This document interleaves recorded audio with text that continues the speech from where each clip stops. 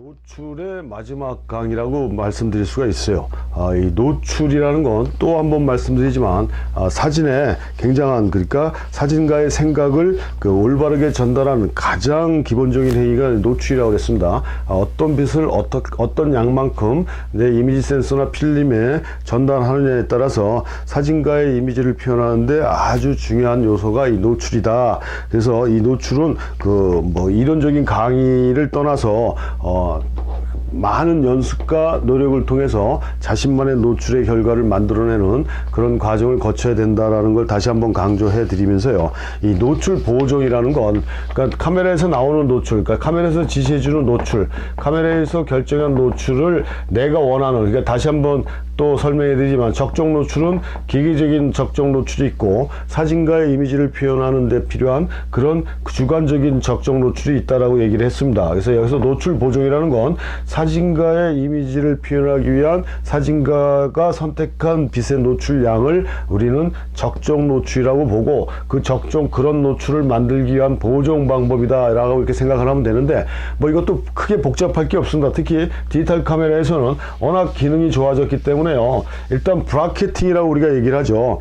브라켓팅이라고 얘기를 하는데, 이 브라켓팅이라는 말은 노출 보정을 얘기하는 거예요. 그러니까 카메라에서 지시해 준, 그러니까 쉽게 얘기하면 제로 포인트에 노출 커서가 와 있다. 근데 이걸 갖다가 플러스 쪽에서 찍고 마이너스 쪽에서 찍고, 그러니까 같은 대상을 카메라에서 지시해 준 노출 평균값으로 찍고 오버되기 하나, 부족되기 하나, 이렇게 찍든가, 아니면 오버되기 둘, 부족되기 둘 해서 총 5카트를 찍든가 하게 되면 실질적으로 카메라에서는 여기 중앙에서 제시해준 요게 노멀이라고 나왔지만, 결과적인 면에서 봤을 때 나는 플러스 쪽에서 내가 원하는 이미지를 찾아낼 수도 있고 마이너스 쪽에서 이미지를 찾아낼 수 있다라는 얘기입니다. 그러니까 신속한 촬영을 요하는 그런 거리 스냅이라든가 이런 아주 급박한 상황을 요하는 그런 사진이 아닌 경우에 정물이나 풍경 같이 대상이 움직이지 않고 계속 지속되는 상황의 이런 촬영에서는 이렇게 대상을 몇 단계의 노출로 나눠 가지고 여러 장 촬영하는 걸 우리가 브래켓팅이라고 그러고요. 그 브래켓팅은 일반적인 노출의 실수를 보완해 줄 수 있는 그런 방법이라 아주 기본적으로 가장 많이 사용되는 그런 방법이라고 볼 수가 있어요. 그러니까 아주 간단하게 다시 한번 말씀드리지만 125분의 1째 조리개 8이 제로 포인트였다 그러면 심도가 사진에 큰 영향을 미치지 않는다 그러면 조리개를 가지고 5.6과 2분의 1, 5.6 이렇게 찍고요. 8과 2분의 1, 11 이렇게 찍어서 하나, 둘, 셋, 넷, 5개 촬영을 해주다 보면 여기서 내가 원하는 결과가 나올 수도 있고 여기서 내가 원하는 결과가 나올 수 있는 요런 게 브라켓팅이라는 얘기예요. 요런 게 브라켓팅. 요렇게 촬영을 해주시면 되는데, 제가 디지털 카메라에도 아마 있는 걸로 알고 있습니다. 전에 시간에서도 어떤 수업 시간에서도 제가 말씀드렸지만 제가 카메라 기계적인 내용에 대해서는 별로 관심이 없기 때문에 요즘 카메라들은 무슨 기능이 달려있는지에 대한 그런 실질적으로 촬영하는데 필요성을 별로 못 느껴서 제가 사용하는 카메라에서도 확인을 안 하는 경우가 많은데, 아마 이 자동 브라켓팅 기능이 아마 달려있는 걸로 알고 있습니다. 그 사용 설명서에 보면요. 그래서 그걸 갖다가 2분의 1 플러스 마이너스 2분의 1로 하게 되면 언더오버로 셔터 한 번 누르면 자동으로 이렇게 브라켓팅 돼서 한 번에 셔터 한 번에 여러 장이 눌러지는 경우도 있고, 셔터를 계속 눌러줌으로 해서 자동으로 노출이 언더오버로 바뀌어서 그 중에서 자기가 선택하게 되는 이런 자동 브라켓팅 기능을 갖고 있는 카메라들이 요즘 대부분이 다 있는 걸로 제가 알고 있어요. 그래서 이렇게 놓게 되면은 크게 문제될 게 없고, 아까 위에서도 설명했듯이 우리가 카메라 파인더를 쳐다보든가 카메라 오른쪽, 대부분 오른쪽에 있는데 이렇게 LCD가 보이지 않습니까? 여기 보면은 노출 버튼이 제로가 있고 점점점 플러스 1, 점점점 플러스 2, 점점점 마이너스 1, 점점점 마이너스 2에서 보통 플러스 마이너스 3까지 돼 있어요. 3까지. 그러니까 나온 노출이 125분의 1초에 8이다 그러면 여기서 여기에 제로라 그러면 여기서 마이너스 쪽으로 하나, 둘 찍고 플러스 쪽으로 하나, 둘 이렇게 찍어서 이렇게 촬영을 해도 꼭 굳이 자동 브라켓팅 기능을 이용하지 않더라도 이런 식으로 노출을 바꿔가면서 내가 촬영을 해줄 수 있는, 그래야 그래서 정확하게 카메라에서 지시해 준 거, 그 다음에 내가 감각에 의해서 내 그 상황에 의해서 노출이 이 정도면 되겠다 하고 설정을 했는데 카메라에서 나온 기준값으로 해서 내가 설정을 했지만 요게 불확실하고 약간 좀 불안한 느낌이 있다 하면은 자기가 설정한 노출값이나 카메라에서 만들어준 노출값을 기준으로 해서 언더오버로 촬영을 해주면 그 안에서 내가 더 확실한 노출의 결과를 만들어내는 사진을 얻을 수 있다라는 그 개념이고요.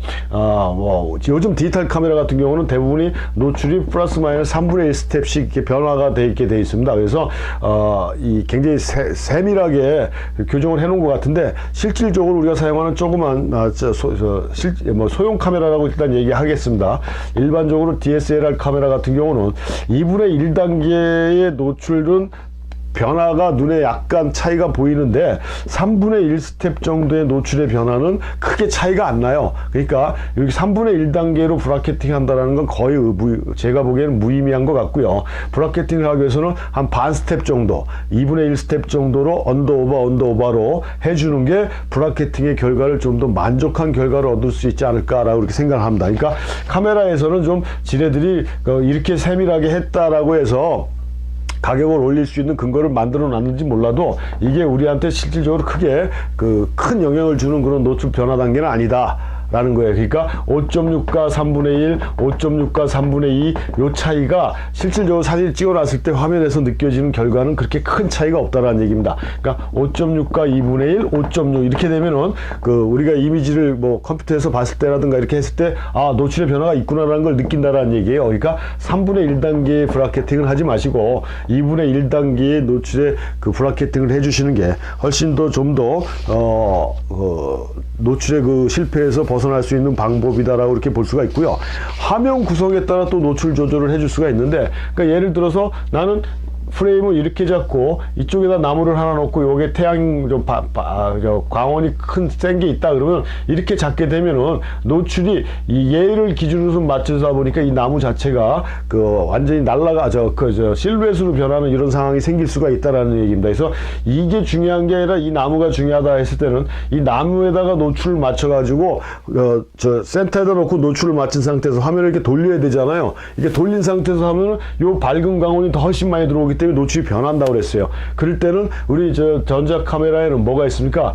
AE 락이라는 게 있어요. 그러니까 자동 노출 잠금 장치예요. 여기서 잰 노출대로 그 화면을 바꿔도 노출이 변하지 않는 겁니다. 그래서 화면 구성을 변해서 노출을 측정한 다음에 AE 락을 하든가, 뭐 카메라마다 조금 틀린데요. 제가 사용하는 캐논 카메라 같은 경우는 이 셔터를 반 셔터라고 그러죠. 완전히 찍으려고 꽉 누르는 게 아니라 살짝 이렇게 누르다 보면은 노출이 락이 걸려요.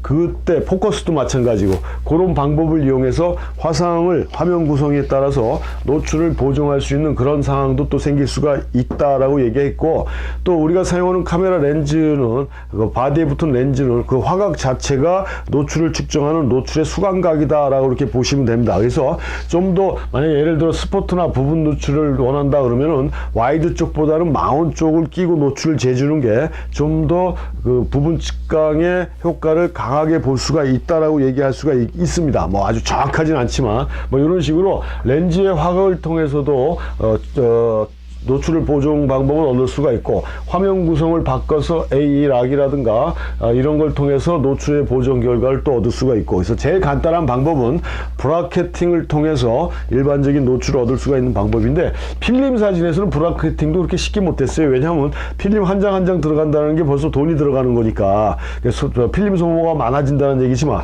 우리 디지털 카메라에서는 이 메모리 카드를 사용하기 때문에 뭐 100장을 찍든 200장을 찍든 뭐 경제적으로 소모되는 경우는 없기 때문에요. 이 브라켓팅 방법을 이용해 주면 되는데, 여기서 또 한 가지 문제점은 브라켓팅에 너무 의존하다 보면은 이것도 마찬가지로 안일한 촬영이 될 수 있다는 얘기예요. 그러니까 실질적으로 집중해서 노출을 부분 세밀하게 노출을 측정해서 평균값을 낸 다음에 그래도 불안하면은 간혹 브라켓팅 방법을 써주는 게 좋지, 그냥 처음부터 끝까지 무조건 브라켓팅을 갖고 의지한다라고 했을 때는 끝까지 노출은 여러분들의 엄청난 짐으로 다가올 수 있다라는 거를 꼭 명심하시고, 이 노출에 대한 개념을 제대로 이해하시고 어떤 측정 방법으로 측정을 해야 되는지, 어떤 방법을 통해서